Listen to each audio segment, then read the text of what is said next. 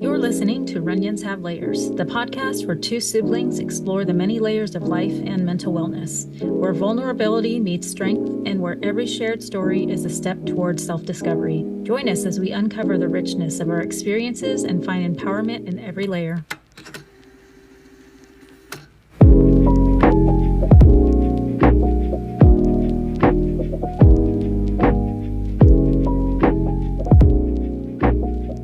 Hi, welcome to the first episode of Runions Have Layers. My name is Brian Runyon. I'm Holly Runyon. And we're brother and sister, and this is our first podcast episode. And today we're going to be talking about the power of vulnerability and what vulnerability means. And I know over the past few years, vulnerability has become more of like a hot topic issue. More people are talking about it. They're discussing this, and I think it's a really important subject, so we're going to sort of dive into it and go from there. So as we were discussing what vulnerability is and kind of what it means to us, we each wanted to take a moment to define what vulnerability is to each of us and to share some experiences that we've had with vulnerability and how it's helped us and the benefits and things like that. So when I think of vulnerability, I think of doing something that is not easy to do and that takes some courage. And like if you have something that comes up with one of your friends or a family member and you have this like pit in your stomach and you feel like it's something you really need to talk about, that's kind of what I think of whenever I think of vulnerability. It's like the hard things that you know you need to do, but that a lot of times you shy away from. And so those are I think the things that really matter in your life that you want to talk about that are really important to you, but a lot of times you don't want to because you don't like the feeling of it. So that's kind of what it is to me. What does vulnerability mean to you? Yeah, I I agree with that. I think it's different for each person because based on what you said and what my definition was, it just kind of solidified that. To me, vulnerability is the possibility of being hurt. And I think that is true, but I think that's just based on my own life experiences. And honestly, I didn't even really know what the actual definition was. So I looked it up. Um, and it says the literal meaning of vulnerability is to be exposed to the possibility of being attacked or harmed, either physically or emotionally. Mm-hmm. So that is very literal. Another one that says a deep meaning is a state of emotional exposure that comes with a degree of uncertainty, which is true, not knowing what the outcome is going to be, but still exposing either your feelings or your physical body or, whatever to something that could hurt you. Mm-hmm. Yeah. And I think that's why, like a lot of people feel I mean, at least when I remember growing up and people using the word vulnerability, but it wasn't in the sense of, like, exposing yourself. It's more of like they always use the example of like it's a weak animal who is exposed to prey that could attack it, and that's always what I thought of vulnerability as, was like some sort of weakness, and like it being a definition of something you didn't want to be. You didn't want to be vulnerable because you might get, like you're saying, you might get hurt, you might get attacked or exposed in some way. And I think that's a really common misconception with vulnerability, is that because people feel like they are gonna like lose something almost, or they're gonna be attacked, or they're gonna have something out in the world about them that they don't want people to know, or that they feel like will come back and tear them down in some way. I think that people don't want to let that out because they want to hold everything close and feel safe. But I think actually being vulnerable and sharing the things that are important to you actually builds trust with people and actually draws people in and creates the connection more than people realize. Oh yeah, definitely. And I agree with you. My understanding of vulnerability has always been like it's a weakness. You're weak if you're vulnerable, but just like many other things, the word has more than one meaning, or at least it has evolved to be that way, these days. And I think what you originally said about having courage that is part of being vulnerable. It does take strength. It does take courage to actually expose a part of yourself, in whatever way that means, in Yep. different situations, you know? Yeah. I can't agree more. I mean, I the more that I've read and learned about vulnerability and I've actually put it into practice, it's actually really amazing to see like how much of a bond you can actually create with someone or how much a dynamic can change with people.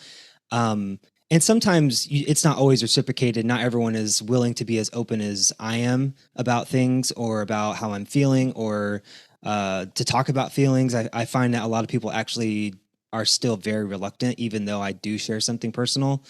Um, but I mean, just yesterday, I was feeling a little like nervous about. We have some HR people coming into my work this week, and I was feeling a little kind of nervous about it because we've had a lot of like upset in the company, in my show at least, and a lot of not a lot of turnover, but a lot of higher positions have turned over recently in the past couple months.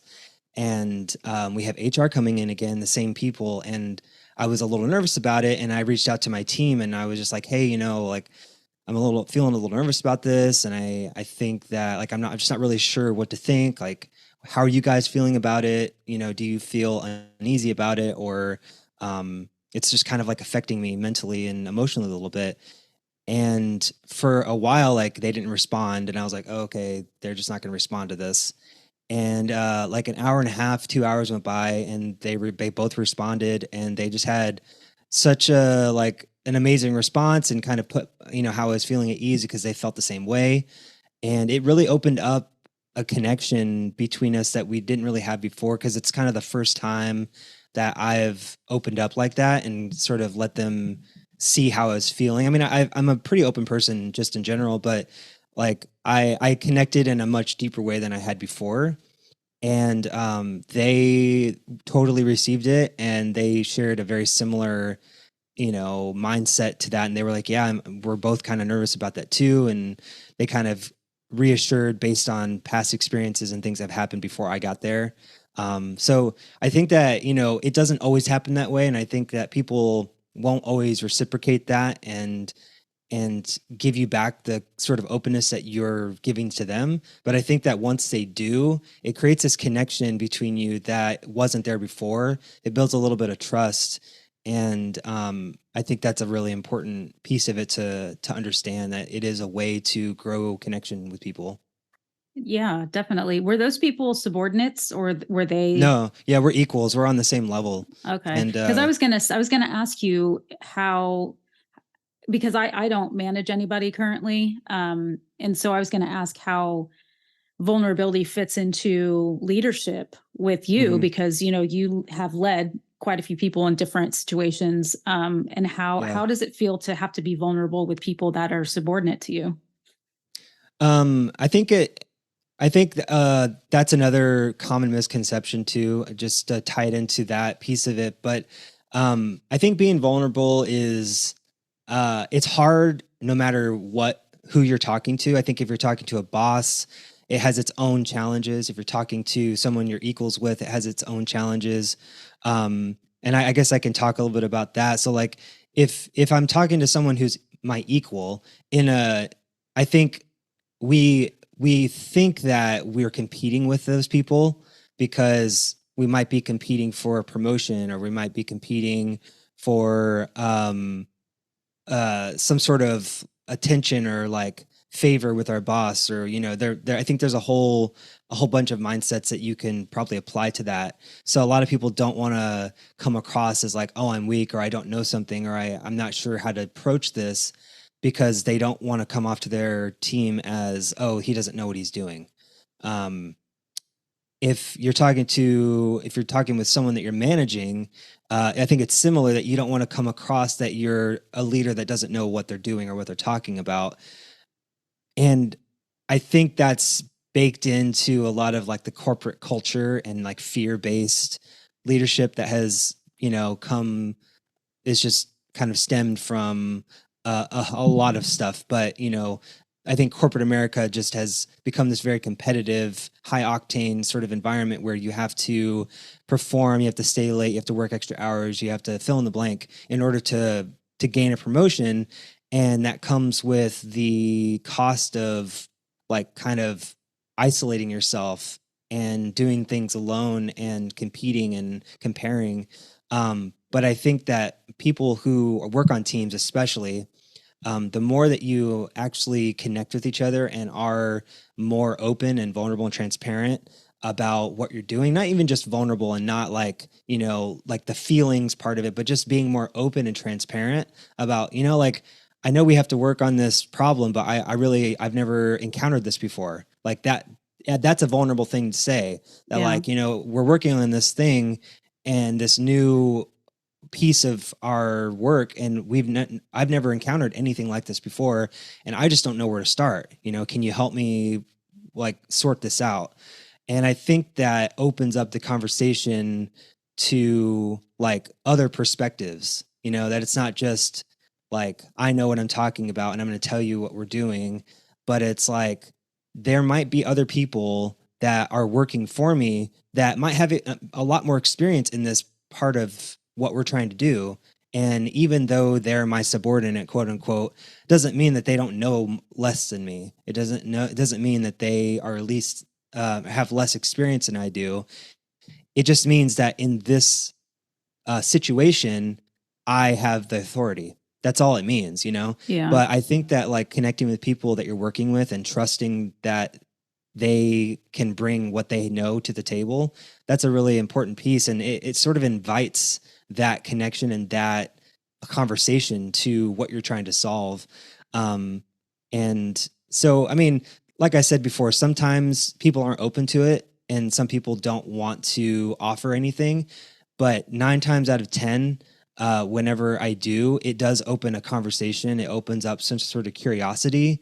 And they are more willing to share whenever I'm like, I really don't know where we need to go with this. I'm not exactly sure what the answer is, but let's talk about it together. Let's find a solution together. And when you invite people to solve problems together, they want to most of the time. They want to be Yeah. included. And I think that's really the power that it has in sharing, and it's an invitation, I think, more than anything. Yeah. Yeah, definitely. And that made what you said, a couple of things that you said made me think of a couple of examples. When you were talking about the corporate environment and what kind of that made me think of is always having to like be on, not necessarily that you're pretending that you know how to do the job, but that you don't have any faults and that you don't have any weaknesses and that you know everything that you're supposed to know. And that just simply is not the case. I mean, Yeah. now we have the internet, so we can look up something if we don't know how to do it. But, back in the day, that wasn't a possibility. Yeah, it's true. And, I think that vulnerability is more about being authentically who you are. And that doesn't mean being in a job where you don't know what the heck you're doing, but being able to authentically say, hey, I don't really know very much about this, or I've never encountered this before. And like you said, Right. that then develops trust with your working team or environment. And I mean, in multiple other situations, not just at work, but I wanted to kind of hear what you had to say from a leadership perspective Yeah. on that. So, and then I was thinking about another situation where I had to tell a supervisor about kind of a really serious medical situation that was going on. And I was really, really scared to do that because I didn't want it to come across as I can't do my job anymore, or I'm struggling, or I'm not going to be able to meet deadlines, or any of the things that would look negative on me or my experience. And it was received very well. It was just like, do you need anything from me? Is there anything that we can do for you?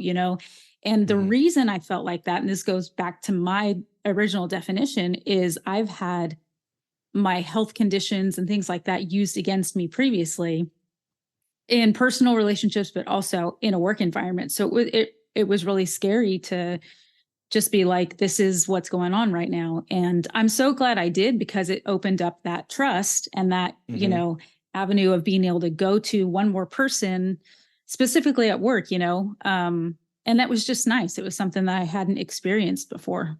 Right. And I think that, doing something like that is obviously really hard, but it's I think the context of how you present those things is a really important piece of vulnerable, like being vulnerable and like what I guess let's talk a little bit about what vulnerability is and what it's not, because I think that people think that vulnerability is just sharing everything. Hmm. Um, and like using things. And I could see in another situation where um like sharing that with someone in another context might not land the same way, and Right. so I think that it's important to realize that like just oversharing or sharing everything about your life and like who you are and things you've done and fill in the blank of all the things that happens, that doesn't necessarily mean you're being vulnerable. It's definitely not going to build connection in every single way that you do that. So I think that there's a distinction between what it means to be vulnerable and to like expose yourself and to have courage to share something that's hard to share, like a medical situation, and not really knowing what the outcome's going to be, and not knowing if you're going to be seen differently or you're going to be treated differently, or any of those sorts of things, versus being accepted and being offered support and empathy and things like that. But if you're sort of gossiping, or you're sharing things that maybe aren't yours to share, and you feel like that's being vulnerable, that's going to do the opposite effect. I think it's going to deter people from wanting to share with you, because if they're hearing you share something that is not yours to share, then they're not going to want to share something with you, because they're going to be like, oh, you're just going to go tell Sally over here that I'm dealing with this thing. And I mean, you just told me about Bob's thing. So like, if you're not gonna have the accountability and the trust with other people's information, well, I'm not gonna want to share with you. So I Yeah. think that it's just really important to understand um, that not everything that you share, whatever it is, doesn't necessarily mean it's vulnerable. And two, when someone does share something with you, that you need to take it seriously, and that you need to like have some sort of like vault that you can keep it in, that you're just not sharing it with everyone, even if it's something you feel like other people should know or want to know or anything like that. Right.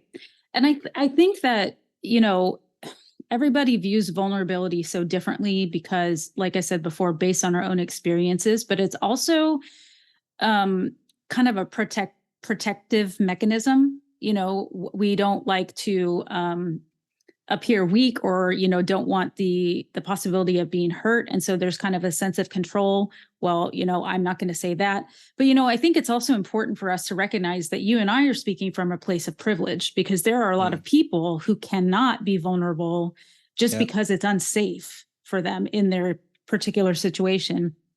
Yep. And there are nuances to this conversation, and we understand that we're talking from our experience, but I think that that's important to at least acknowledge, because I'm sure there's people that want to be vulnerable, or want to say what they really want to say, or do what they really want to do, but are not able to, for Yeah. whatever reason.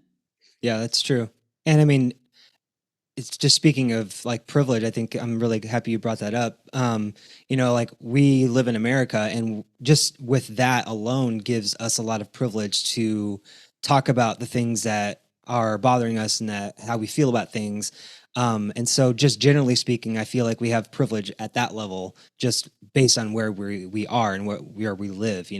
But then obviously also socioeconomically, we have privilege, um, because of kind of what we look like, and Hmm. how we were raised, and the opportunities we had because of who we are. Right. But so I agree. I think that it's an important thing to acknowledge that it's not vulnerability is not necessarily it's not an equal thing for everybody. Um, it's not that not everyone can do it, but it's that they don't have the right opportunities, I guess, or they might be seen in a particular way versus other people. I think that certain people have different like leeways, or Hmm. different like, I'm not exactly sure how to describe that, but they have like different avenues to share in, and that other people don't. So yeah, I think that's a great point to bring up. Yeah. And culturally too. Hmm. I've spoken to different people from different cultures, and it's not specifically about vulnerability, but about things like grief, and different cultures just handle emotions differently. Yeah. Some pretend like it doesn't even exist, or you just kind of have to move on. And I think it's probably the same with vulnerability. We have equated it previously with being weak, and some cultures may still do that. I'm not saying that I know, because I don't know for certain, but it's just something to, I think, always be open-minded about, and recognize that, like, our experience is our experience, but it doesn't necessarily mean it's someone else's experience. And so it may be harder for somebody else to be extremely open and vulnerable because of the situation that they're in. Hmm. Um, and I think that's probably something that not a lot of people think about, or maybe even realize. Yeah. Yeah, I think that's yeah, I agree with that 100%. Um and I think that also whenever someone, especially when someone is sharing something that might be from a different background or a culture, and they are sharing those things with you, or they're opening up a little bit, I think acknowledging and having like some sort of empathy towards that, and like saying, that sounds really hard, and really acknowledging that what they're talking about is important. I think that also helps to build a connection, and vulnerability doesn't have to be like deep, seated like emotional traumas or anything. It can be something that's a little bit more surface level. Like just since we've talked a little bit about work stuff, like, I don't know the answer to this, or, I'm not really sure how to do this, or can you look at my email before I send it to my coworker, because I want to make sure that that's received well. Like, I think that is also vulnerability, and Mhm. it's starting with things that are like that. I think open up and build over time. And so I've read a lot of books by Brene Brown, and she has this example in one of her books, and she talks about her daughter who is having trouble with her friends at school, and they have this saying. It's called marble jar moments, and it's basically every time you do something for someone, or they do something for you, you put a marble in a marble jar, and that's like building trust with someone. And the more times they do something for you, or they help you, or they're kind, you put a marble in the marble jar, and the more marbles you have, the more trust that you have. And so I think that every time that you are connecting with people, even on the smallest of moments, um, every time you do that, the more and more and more you do that, the more marbles you have in your marble jar, and then the more trust that you have. So it's not the big grand gestures that build trust. It's the small, tiny moments of everyday, mundane things that you don't think are important, but actually really, really monumental, because those things add up over time. And the more that you do those, and the more that you show up, and the more that you let yourself be seen, the more that you're going to have that connection with people and build trust. Yeah. I love that example. I think I'm going to use it actually, Yeah. because in talking with my therapist sometimes about trust and vulnerability, and wanting to control things and stuff, that comes from a lot of my background in abusive relationships. And, I'm remarried now, and there's just some stuff that has come up from my past that, that my therapist and I are working through. And part of that is trust, and being able to, and we're talking about vulnerability, like admitting that I need help and asking for help and things like that. And she said something similarly, but it's not as much of a visual representation. It's more like, when someone does something, like, you have a list in your mind of all the things that you cannot trust someone for, but sometimes they'll do things that will help build that trust a little more and a little more and a little more. And so, her recommendation was to, consciously, intentionally remember those things, whether you write it down or whether you just make a note in your mind. But I like the Hmm. idea of the marble jar, because you can see it visually, Yep. and it's a really good reminder, like, yes, I can trust that person because, they did this and they did this. And, like you said, it doesn't Exactly. have to be some huge grand gesture. It can be just, this person showed up when they said they were going to show up, or, Yep. whatever. Yeah, exactly. And speaking from, like a work standpoint, doing those things like that, even though you're not, having some sort of courageous like thing that you're doing, doing those things like showing up on time and like following through when someone asks for help and then you do it versus like Mhm. backing out or canceling plans.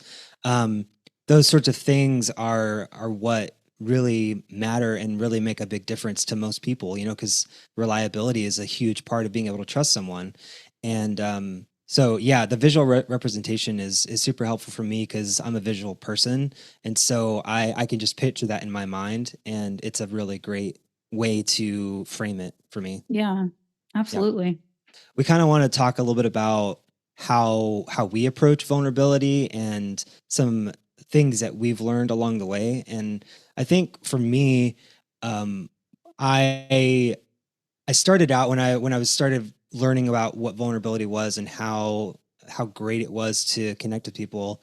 I feel like I started doing it everywhere all the time, um and I did have to learn sort of how to gauge and read the audience that I was talking to a little bit, because not everyone wants to go to that place, and not every not every audience is the right like audience to do that with. So you sort of have to gauge. I think that's the most important thing, is to know the audience you're talking to. Is it a one-on-one discussion? Is it like a board meeting? Is it your boss? Is it a friend? Who are you talking to? So understanding what that piece of it is, I think, was something that I had to learn, and that has been the biggest the biggest tip for myself. And to, like we said before with the marble jar stuff, is to focus on things that are incremental and things that will build over time, because I feel like that has the biggest lasting impact with people, especially with people that you're going to be working with for a long time, or relationships that you're going to have over time, family or a significant other, or if you're at a job for a long period of time. Like doing those in small incremental things is what really I think is the most important things to focus on. But also, if something does come up that is like hits you in a really strong way, like someone says something that you just don't agree with, I think sort of taking a moment to identify and understand what that feeling is before you share it is, I think, a really important piece of being vulnerable. And I'm not saying that you have to be careful with everything you say, but for me personally, knowing how to talk about it has been extremely helpful, because then when you get in the conversation, you can really talk about the impact that what that person has said, how it's actually impacted you. So for me, those are a couple different things that, I think have really helped me. And it's a practice. Being vulnerable, I think, is a practice. And the more you do it, the better you are at it, the easier you are able to identify how to respond. And it's just like with anything that you want to get better at, you have to practice it in order to get better at it. What do you think are some things that have helped you as you've started to open yourself up to vulnerability?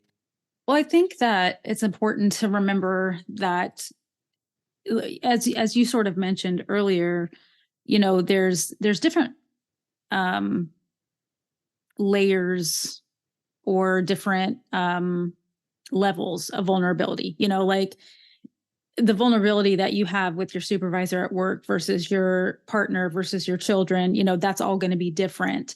And I think for me anyway, what worked, and this might be different for other people, but start with the people that are closest to you, that that you can trust, and start with something really small. It doesn't have to be some deep dark secret. It might be, can you meet me here at this time, and they show up on time. That doesn't sound like a big deal, but to somebody it might be. Hmm. Start small and kind of work incrementally up to the larger things. And like you said, it's a practice. It's something that you have to get used to, relinquishing that control of having to know how things are going to turn out. And that is a protective mechanism, so it takes a while to work through. But knowing going back to knowing who your audience is, Hmm. and if you already know you can trust them with some things, maybe start going into something deeper, something more vulnerable.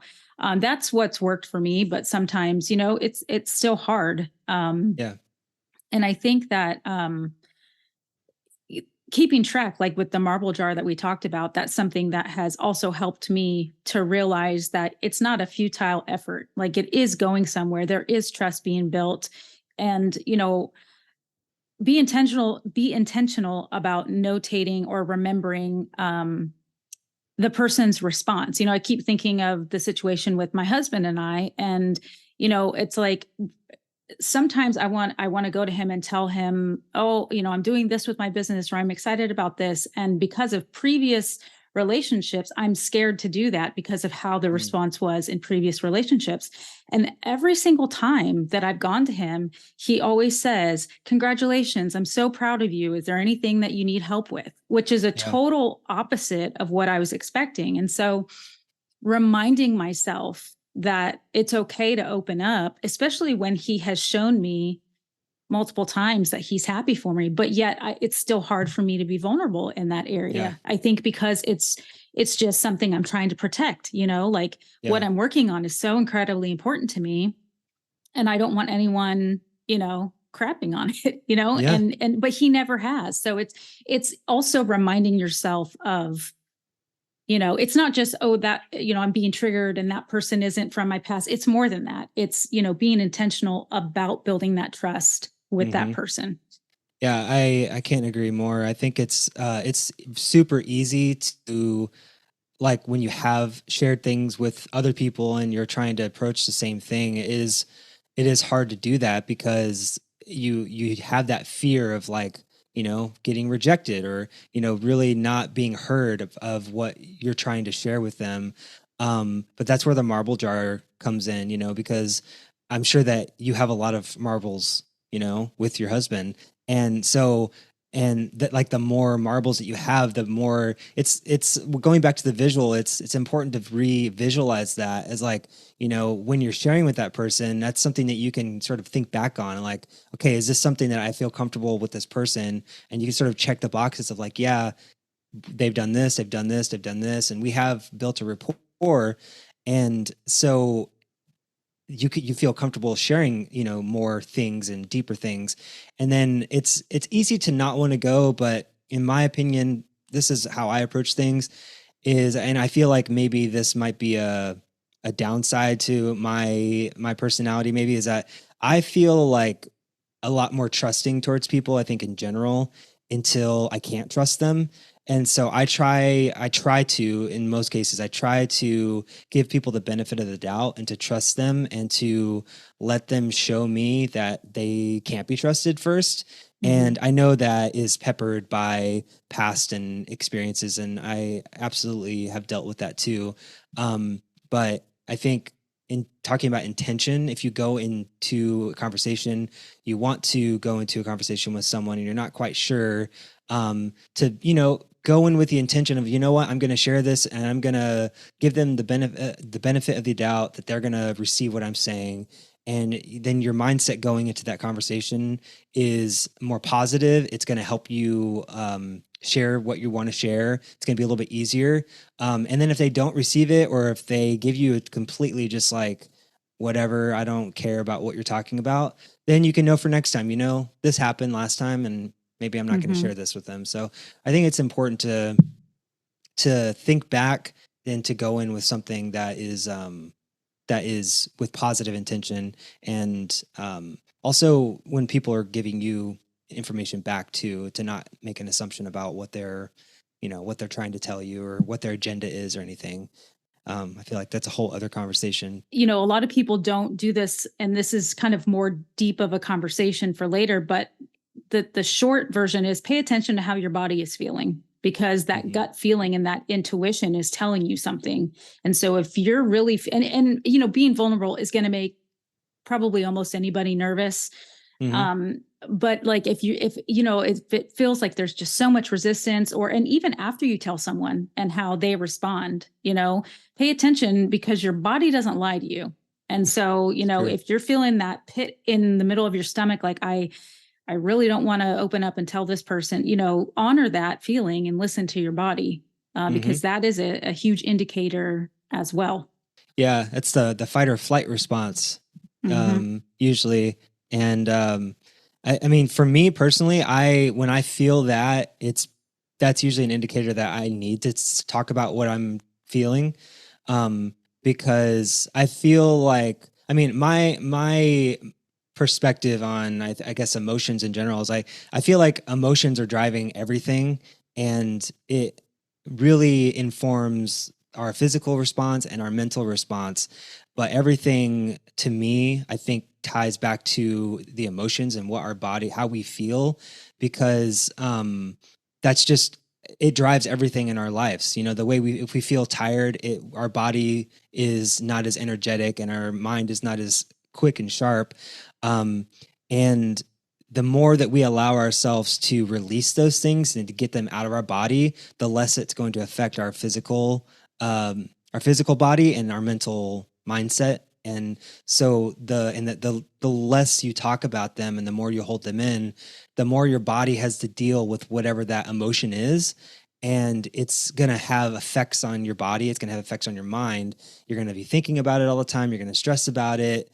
You're not going to sleep well. All the things that affect you whenever you're dealing with something that you know you need to talk about, but that you're ignoring, it is going to come back, and it's going to have some sort of effect on you. So I think it's important to get that out of your body and to release it. Otherwise, you're just going to have to deal with the effects of it. Yeah. That's my personal opinion. No, you're absolutely right. And some ways to do that, if there is nobody that you have to talk to or can be vulnerable with, is journaling is a great way to process those emotions and get it out, so that it's not constantly on your mind and it's not affecting you. Hmm. I don't want to say in a negative way, because emotions aren't good or bad. They just are. They're messengers that tell us what we need to address and what we need to deal with.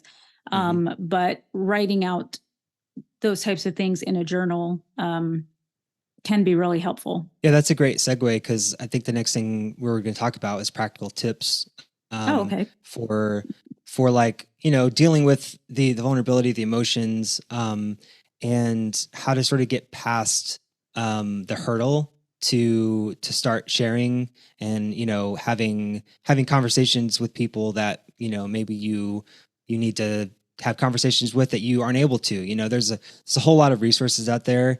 um, but for me personally, I think that learning how to listen to people and have active listening and asking questions without like coming into a conversation with an assumption has been a really huge way for me to have productive conversations with people. Because I remember when I was younger, I'm thinking of what my response is going to be, and while they're talking, and I'm not actually listening to what they're saying, I'm just thinking about Mhm. what I want to say in response. Right. So taking a moment to just be in the moment, present, listening to them, and not necessarily having an answer right after they get done speaking, but to hear what they're saying. And if you're not quite sure, to ask, well, what did you mean by this? Do you mean this or that? Ask clarifying questions, because that helps your understanding. It helps them be more clear, because maybe they're not being clear. Maybe they're not a great communicator. So asking those questions, and then you both understand what the conversation is or what they're saying, and you're understanding what they're saying. And then you can have a more productive conversation. So I think that that's a really important tip, just in general, but for when you're sharing stuff, because you're gonna have that fight or flight response. Your body is going to be at a more heightened level. You're not going to be comfortable and relaxed. You're going to be a little on edge, because it's something that is a really hard thing for you to share. So I think that taking those moments to really focus on how you can be present in the moment is going to really help you, because you're going to listen to your body. You can, have some techniques of like learning how to focus on your breath. Like, so there's things that you can do that will help you whenever you're having like a really hard conversation with someone. And also, my tips are kind of, it sort of touches on something that you said is, go into the conversation as much as you can with a blank slate. We all have stories that we tell ourselves in our mind, or like preconceived notions of how the person is going to react, and don't assume that it's going to be a negative reaction. And that, I'm saying that because I've done that in the past. I think we probably all have, but based on past experiences, it causes us to be fearful of, Hmm. being vulnerable and exposing ourselves, to another person. So it's kind of like, I'm speaking, for myself. I had to just decide I'm going to be vulnerable. It's like I said, at different levels with different Yeah. people, but I'm going to be Right. vulnerable and I'm going to be authentic because I want to be truly who I am in all areas of my life. I don't want to have to turn a switch on and off. And that's a deeper conversation, but it falls in line with just decide, just make a Yeah. decision to do it. And you don't have to, like you said, you don't have to talk about your deepest, darkest secrets. It could Hmm. it could be something very small, but my tips are, just decide to do it. Start with something that isn't a deep, dark secret. And then Yeah. just keep practicing with different people, in different situations. And that could be something as simple as telling your supervisor, I have a doctor's appointment, like for Hmm. me specifically. I know there's other people that have dealt with that, but it sounds so silly. But for someone who's not experienced what I have, they may not understand it. But it took a lot for me to say, like, this is, the situation. So I think it's important to realize that it doesn't have to be perfect too. It's like we said, it's a practice, and you're not going to do it perfect. You're probably going to, say something that maybe you didn't want to say, or you don't know, you didn't say it the right way, or, it's not going to be a perfect thing. And it never, I don't think it ever will. I think that that's the beauty of it, is that you're being authentic about how you're feeling and what you want to say. So that's important, but also there's something called the vulnerability hangover, and at least that's what I call it, where you share something, and then after you're like immediately like, oh, I shouldn't have said that. Oh, I said this, or oh, I said this the wrong way, or like you start like questioning everything, and being really judgmental towards yourself, and you start being critical of what you said. Oh, I shouldn't have said that, or now they know this about me, and the world, it's out in the world. So I think that, like, accepting that that's part of the process, that sharing things about you is hard, and you're going to feel feelings about it. It's not going to be like, oh, I say this thing and then it's over. You're going to still have feelings to process after that, and sort through, like, those are things that are, I think, apply individually to us. We all have our own experience. We all have our own, um all the things that we've dealt with that we play back in our head, and we're critical of ourselves for. Like Holly said, that we all have stories that we tell ourselves of, like, who we are and our value, and fill in the blank. We all know what those things are, and they're on a reel that's just playing back. And I think that is something that is worth looking at, as you start to deal with those thoughts of, like, oh, I shouldn't have said that. Start to identify where those thoughts are coming from. Why are you thinking about it in that way? And to sort of reframe how you are seeing the conversation. It gives you some perspective, I think. So, but that definitely will happen. It happens to me still. I'm still like, oh, yeah, I shouldn't have said that. Oh man, why did I say it that way? Or right. all the I do the time. same thing, even if it's something that I know I that isn't necessarily quote unquote bad, like, sending an email. Then I'm like, on edge waiting for the response, even though it's not necessarily a bad thing. It's just like, oh my gosh, did I word that right? Or, Yeah. or I'll never forget the first time I posted something on a video on social media. And I was just like, because it's the vulnerability of being seen, and that Hmm. can be interpreted in multiple different ways, physically seen, emotionally seen, Yeah. um, all of those types of things. And the temptation to just like delete the video so it's not seen. And so, like, when we're opening up to people and being vulnerable, we can't just take it back. Yeah. And I think that's Very where a true. lot of the fear comes from, because then you are being seen for whatever it Yeah. is that pulled down the curtain and let people see you. Yeah. Yeah, I think that's really kind of what it comes down to, is letting letting yourself be seen authentically, and for whatever that means, is to take the mask off, Hmm. and to just be your your true self. And there's so many things that play into that, but I think it's important to for everyone to sort of investigate and identify what those things are that's informed you to feel like you have to hide who you are. And for everyone, it's different.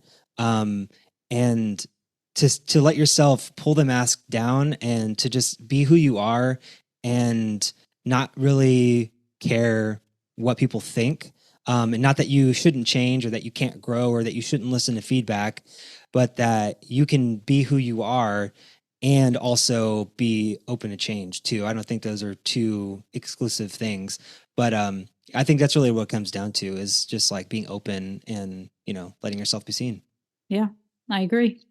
Thank you so much for listening to our first episode of Runions Have Layers. My name is Brian. My name is Holly. And we're going to wrap it up with a quote from Brene Brown. Vulnerability is not winning or losing. It's having the courage to show up and be seen when we have no control over the outcome. Vulnerability is not weakness. It's our greatest measure of courage. See you next time. See ya.